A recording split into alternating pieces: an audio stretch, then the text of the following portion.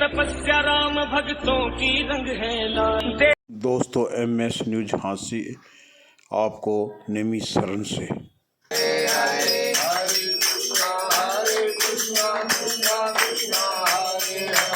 हरे राम कृष्ण कृष्ण हरे हरे, हरे राम राम राम हरे हरे, हरे राम राम राम हरे हरे, हरे कृष्ण कृष्ण कृष्ण हरे हरे, हरे राम कृष्ण कृष्ण कृष्ण हरे हरे, हरे राम राम राम हरे हरे, हरे राम राम राम हरे हरे, हरे कृष्ण गोविंद हरे मुरारी, कृष्ण गोविंद हरे मुरारी,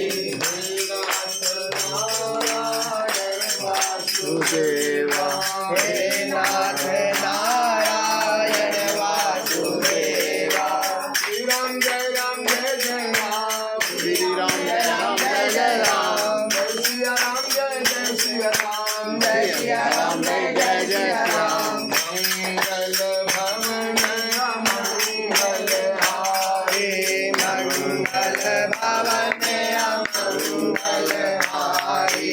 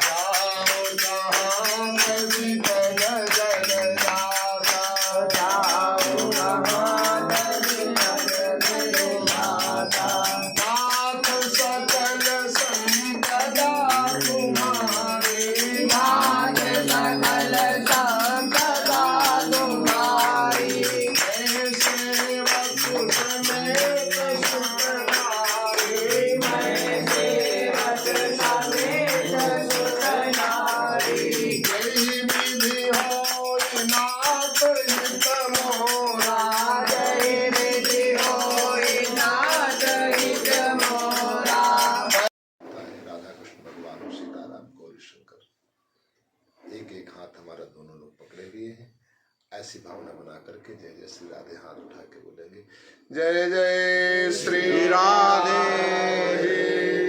जय जय श्री राधे, जय जय श्री राधे।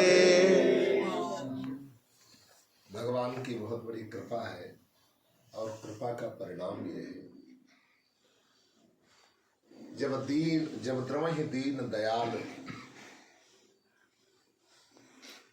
कृपालु साधु संगत दे, ये परम कृपालु परमात्मा जिसके ऊपर दयालु होता है उसको सत्संग मिला देता है, तीर्थ यात्रा में जाने का सौभाग्य प्रदान कर देता है। बाबा ने कहा, अति हरि कृपा जाहि पर होई, पाँव दे यही मार्ग सोई।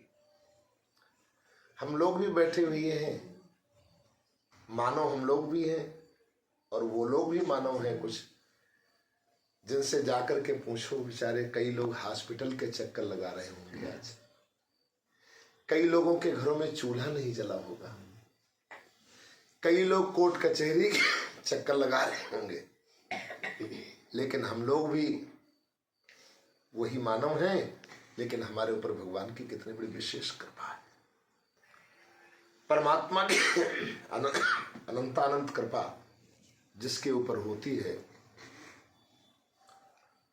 उसको भगवान जो है तीर्थ यात्रा और सत्संग, साधु पुरुषों का सानिध्य प्राप्त करने का, लाइट बंद करिए इसके सामने, साधु पुरुषों को सत्संग और सानिध्य प्राप्त करने का सौभाग्य प्रदान कराते हैं। हम लोग ऐसे पवित्र तीर्थ में बैठे हुए, देखो एक बात विशेष बात है नैमिषारण्य में, कुछ तीर्थ हैं और कुछ धाम हैं। जैसे वृंदावन धाम है, मथुरा धाम है लेकिन तीर्थ नहीं है। अयोध्या धाम है लेकिन उसको तीर्थ नहीं कहा गया। प्रयागराज तीर्थ कहा गया है लेकिन धाम नहीं कहा गया। बनारस तीर्थ कहा गया है लेकिन धाम नहीं कहा गया। हरिद्वार तीर्थ कहा गया है लेकिन धाम नहीं कहा गया। ऋषिकेश तीर्थ कहा गया लेकिन धाम नहीं कहा गया। कुछ ऐसे हैं जिनको धाम कहा गया है लेकिन तीर्थ नहीं कहा गया, और कुछ को तीर्थ कहा गया लेकिन धाम नहीं कहा गया, और कुछ को क्षेत्र कहा गया है लेकिन तीर्थ नहीं कहा गया, धाम नहीं कहा गया।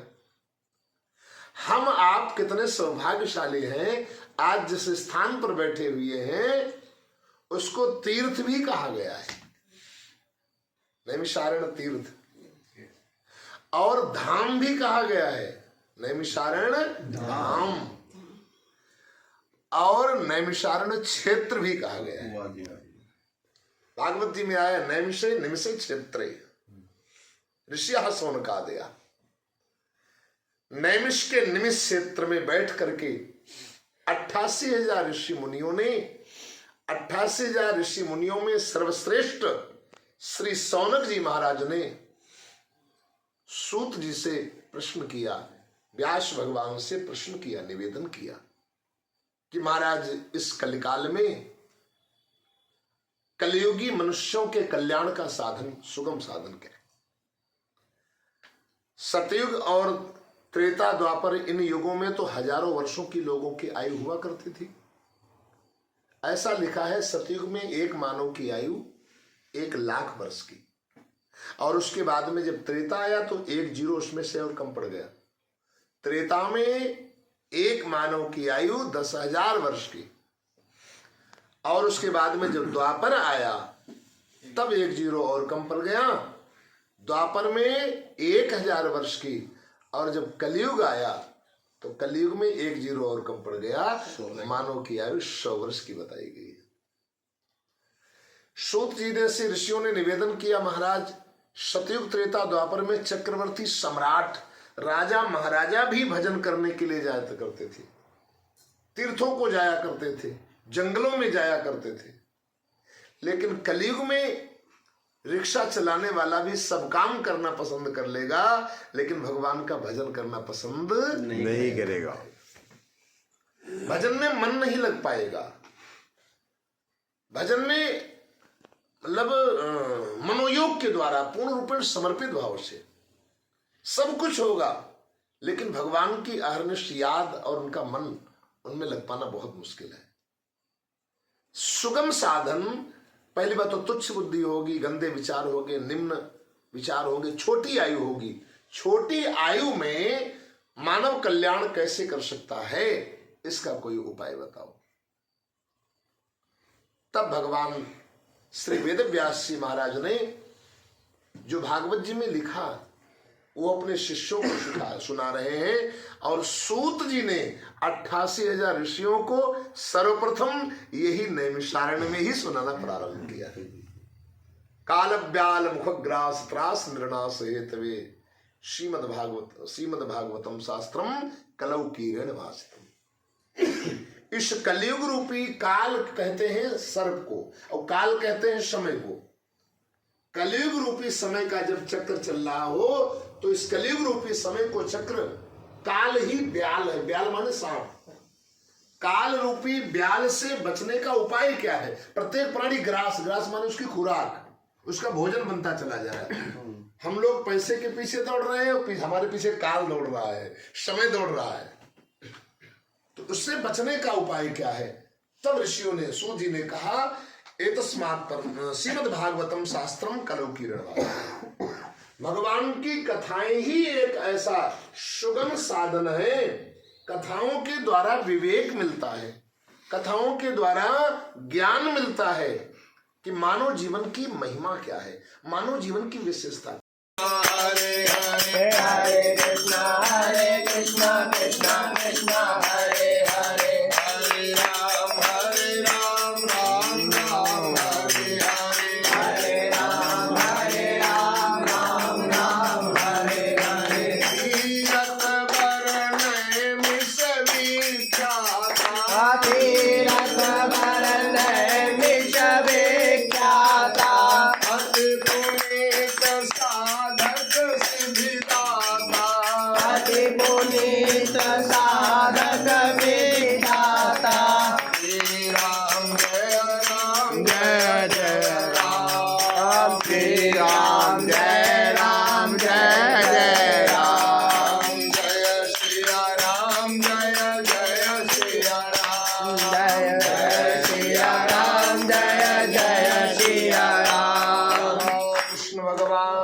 की जय हो, वृंदावन बिहारी लाल की जय हो, शारण्य धाम की जय हो, गंगा गोमती मैया की जय हो, कार्तिकी पूर्णिमा महापर्व की जय हो, मैया की जय हो, गुरुदेव भगवान की जय हो, नैमिष व्यास पीठाधीश्वर भगवान की जय हो, दधीची ऋषि की जय हो, 80,000 ऋषियों की जय हो, संत भक्तों की जय हो, वेद व्यास भगवान की जय